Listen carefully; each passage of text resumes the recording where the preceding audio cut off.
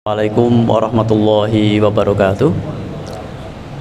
Innal hamdalillah nahmaduhu wa nasta'inuhu wa nastaghfiruh wa na'udzu billahi min sururi anfusina wa min sayyiati a'malina.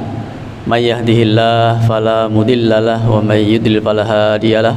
Asyhadu an la ilaha illallah wahdahu la syarikalah wa asyhadu anna Muhammadan abduhu wa rasuluhu la nabiyya wa la rasula ba'dah. Bapak Ibu jamaah salat zuhur yang saya hormati, puji syukur mari kita persembahkan kepada Allah Subhanahu wa taala. Alhamdulillah Allah limpahkan nikmat kepada kita di hari ini. Kita bisa menikmati jamuan Allah, karunia Allah ya. Sejak tadi bangun tidur ya. Memang ketika tidur kita sudah berdoa, kemudian dibangun Allah. Ada yang bisa dengan tahajud atau qiyamul lail, ada yang bisa menjalaksanakan qobliyah subuh, sholat subuh berjamaah, kemudian bisa tadarus, bisa mendengarkan tausiah di pagi hari dan seterusnya lah. Itu adalah salah satu nikmat Allah untuk menambah amal-amal kita dan mengurangi dosa-dosa kita kepada Allah Subhanahu wa taala. Bapak Ibu rahimakumullah, pekan kemarin kita sampaikan terkait dengan Muslim itu wajib berhusnuzon kepada Allah Subhanahu wa taala terkait perintah Allah, karena semua perintah Allah pasti berdampak positif atau berdampak baik kepada hamba-hambanya. Begitu juga larangan Allah, ketika Allah melarang pasti ada kebaikan di balik itu semuanya. Begitu juga ketika Allah menguji kepada hamba-hambanya pasti ada kebaikan, keberkahan atau hikmah di balik ujian itu.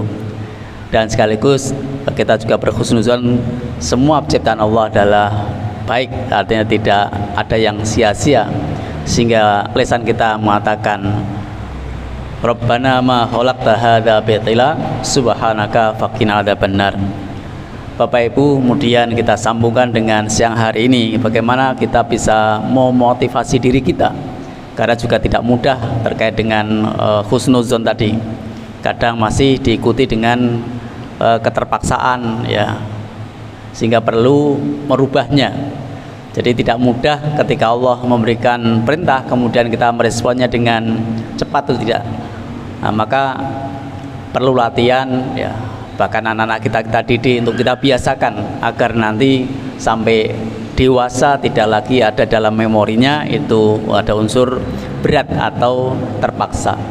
Meskipun kita pun yang dewasa itu ketika ada sesuatu perintah yang misalkan volume panjang, maka kadang masih ada latihan dulu. Contoh misalkan puasa nanti di bulan Ramadan ada perintah itu dari Allah, tentu kita ada adaptasi dulu gitu. Nah, jika itu pun kadang masih dalam benak itu, ya Allah berat nanti panas atau hujan terus gitu. Nah, untuk itu ketika kita mau merubahnya ternyata ada ayat juga yang memotivasi kita. Jadi salah satu di dalam surat Ar-Ra'd ayat 11 itu a'udzubillahi minasyaitonirrajim innallaha la yaghfiru la yughayyiru ma biqaumin hatta yughayyiru ma bi anfusihim ya. Sesungguhnya Allah tidak akan mengubah nasib suatu kaum hingga mereka mengubah diri mereka sendiri. Jadi untuk mengubah dari pola tadi keyakinan yang mungkin cenderung tidak langsung sami'na wa ta'na, tentu ternyata harus yang merubah ya kita gitu ya. Yang mengubah dari kebiasaan tidak pas menjadi pas jadi kita, dari buruk menjadi baik ya kita. Jadi nah baru diikuti nanti dengan berdoa kepada Allah Subhanahu wa taala. Jadi tidak langsung kalau Allah menghendaki saya sregep ya sregep, tidak begitu. Tapi justru kita harus usaha merubah yang tadinya pola hidup kita, mungkin perilaku kita ada yang tidak tepat, maka kita rubah dengan dasar ini. Nah, itu yang pertama. Jadi ada ayat yang memberikan motivasi kepada kita agar kita bisa merubah pola hidup kita. Nah, polanya apa nanti ketika ini sudah Jumadil Akhir, kemudian Rajab, kemudian Sya'ban dan puasa.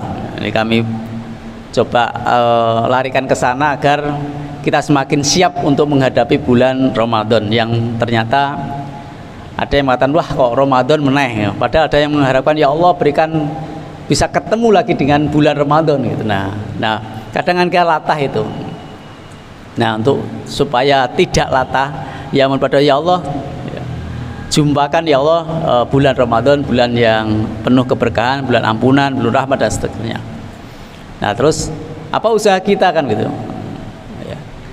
Tadi ketika tidak terbiasa juga puasa sunnah itu tidak berat ya. Saya sendiri merasakan begitu males ini puasa sunnah ya kan males nanti. Nah gitu. Tapi ada orang yang sudah Senin Kemis kemudian Yaumul Bid itu ternyata nanti mudah untuk bisa memaksimalkan nanti begitu sampai dengan bulan Ramadan tidak lagi berat gitu. Nah itu ini yang pertama kita coba usahakan bagaimana kita merespon perintah Allah puasa Ramadan yang tidak lama lagi itu, maka kita coba untuk berlatih diri ya, tidak hanya ya sebenarnya bukan latihan ya kita niatkan bahwa puasa sunnah itu berpahala gitu. Senin Kemis dan seterusnya. Ibu-ibu terutama juga yang punya hutang ya segera disarutang gitu. Karena itu adalah akan ketemu lagi dengan bulan Ramadan. Kecuali memang ada uzur lagi. Uzurnya apa? Hamil atau menyusui itu kan uzur lagi. Tetapi bagi bapak-bapak itu kan ketika bulan Ramadan kemarin itu sakit misalkan kok belum bisa nyarutang, kalau sekarang sudah sehat maka nyarutang lah gitu. Nah, dinulasi puasa Ramadannya. Nah kemudian Jumadil Akhir itu nanti akan ketemu dengan bulan Rajab, di mana bulan yang mulia ya, bulan yang dimuliakan, di sana akan dilipat gandakan pahalanya, kemudian juga sama kebalikannya dilipat gandakan dosanya. Bagaimana kita bisa merespon itu dengan kebaikan-kebaikan yang bisa kita lakukan di dalamnya ya. Jadi pola perilaku yang kita rubah ini ya keseluruhannya, dari lisan kita yang kadang sok latah gitu, latah nyebut ya, kadang tidak menyebut Allah, jadi yang disebut adalah benda ya. Ketika kita sedang kaget ya, gitu, itu latah. Bagaimana membiasakan kita bertasbih, bertahmid ya. Bagaimana membiasakan kita bersedekah ya, itu kan kita coba untuk rubah. Memang rasanya ya berat gitu. Maka ada yang kedua, motivasi yang kedua ini ya. Wa asa an takrahu syai'an wa huwa khairul lakum ya. Wa asa an tuhibbu syai'an wa huwa syarrul lakum wallahu ya'lamu wa antum la ta'lamun ya. Dan boleh jadi kamu membenci suatu tetapi ia baik bagimu. Nah, gitu. Dan boleh jadi kamu menyukai sesuatu tapi ia buruk bagimu, dan Allah mengetahui dan kamu tidak mengetahui. Jadi gitu. Kadang dibalik sesuatu kadang yang kita tidak sukai ternyata bermanfaat bagi kita. Ya ibarat apa yang paling mudah itu apa ya, minuman ya, minuman misalkan mungkin Bapak Ibu ada yang masih ingat broto wali, daun pepaya itu kan pahit tapi ternyata untuk kesehatan bagus gitu loh. Nah, kemudian yang kelihatannya enak manis banget gula, tapi bagi orang yang punya diabetes nanti berdampak buruk. Nah gitu. Jadi kelihatannya enak ternyata nanti berdampak buruk. Nah itu sama ketika perintah Allah itu kelihatannya wah ini tidak nyaman ini. Nah, tetapi dibalik itu semua ternyata Allah akan memberikan ampunan, keberkahan, memberikan kasih sayang dan sebagainya. Itu adalah terkait dengan motivasi diri kita. Mari kita rubah diri kita dari perilaku atau pola hidup yang tidak baik menjadi yang baik. Lebih-lebih kita nanti akan berganti tahun juga di 2024. Apakah pola kita akan sama atau lebih meningkat atau bahkan cenderung berat cenderung berat untuk melaksanakan hal yang tidak baik. Itu yang kedua. Kemudian Allah lagi memberikan gambaran seperti la yukallifullahu nafsan illa wusaha itu. Ya, Allah tidak memberi seorang melainkan sesuai dengan kesanggupannya. Sehingga ada muncul mulai berlatih fattaqullaha mastata'tum ya. Memang ada orang yang misalkan salat wajibnya iya, salat sunahnya iya semuanya. Tetapi ada yang memang mampu saya baru salat sunah sekian rakaat ya sudah itu yang dilakukan. Terus jadi harus dicoba pola itu sehingga Allah tidak memaksakan itu. Nah, insya Allah dengan kita laksanakan dengan semampu kita, kemudian keikhlasan kita, itulah justru yang menjadi tabungan amal kebaikan kita.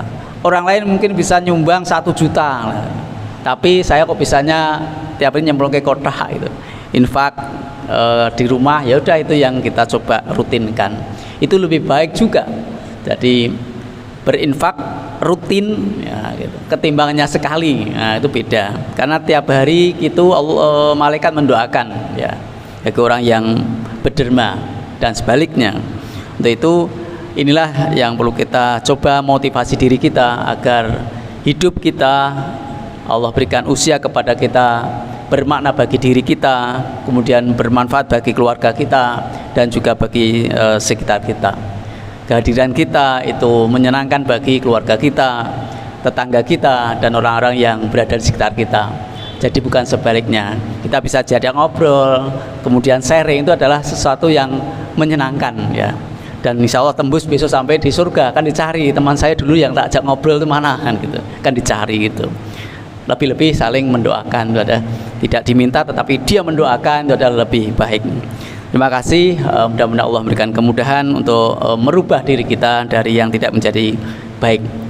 Sambil berdoa dan mudah-mudahan Bapak Ibu sehat semuanya menyongsong menjelang bulan Ramadan yang tinggal beberapa bulan lagi. Mudah-mudahan Allah memberikan kesempatan itu semuanya. Subhanakallahumma bihamdika asyhadu an la ilaha illa anta astaghfiruka wa atubu ilaik. Lebih kurang mohon maaf. Assalamualaikum warahmatullahi wabarakatuh.